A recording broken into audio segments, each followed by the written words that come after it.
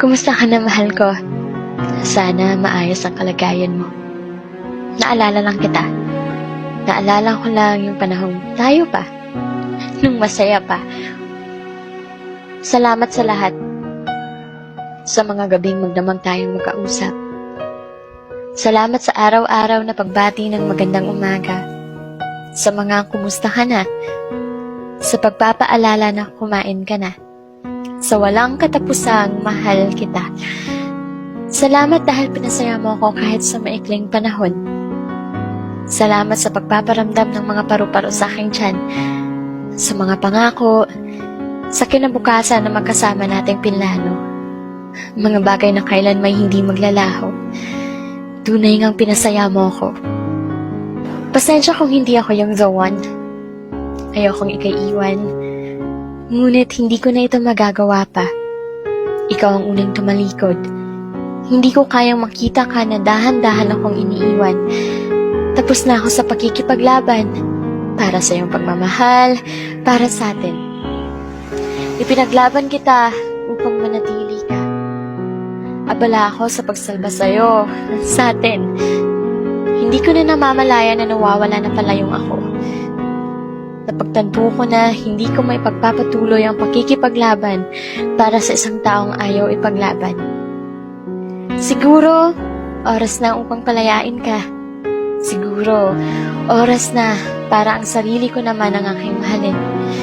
Siguro, oras na para aking tanggapin. Hindi ako ang iyong pangarap.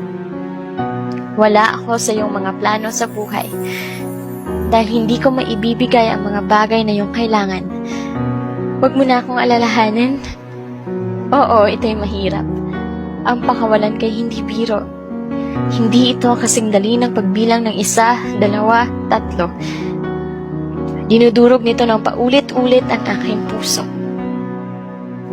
Kakailanganin nito ng napakahabang oras upang maibalik ang lahat ng mga piraso, upang maging okay, upang umusad at muling magmahal. Siguro hindi ngayon, bukas, sa susunod na buwan, o sa susunod na taon. Ngunit panigurado, gagawin ko. Pinapalaya na kita, mahal ko. Kung kailan na pamahal na ako sa'yo, tsaka kalalayo. Sama ako. Wala ka pa bang minahal? May minahal na ako. Bakit hindi kayo nagkatuluyan? Hindi ako minahal eh.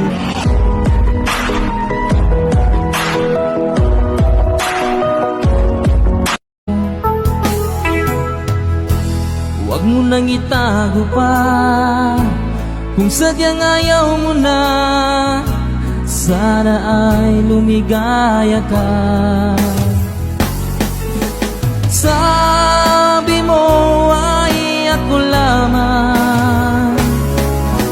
Sabi mo ay di iiwan. At sabi mo mahal mo ako. Naniwala sa iyo ang puso ko.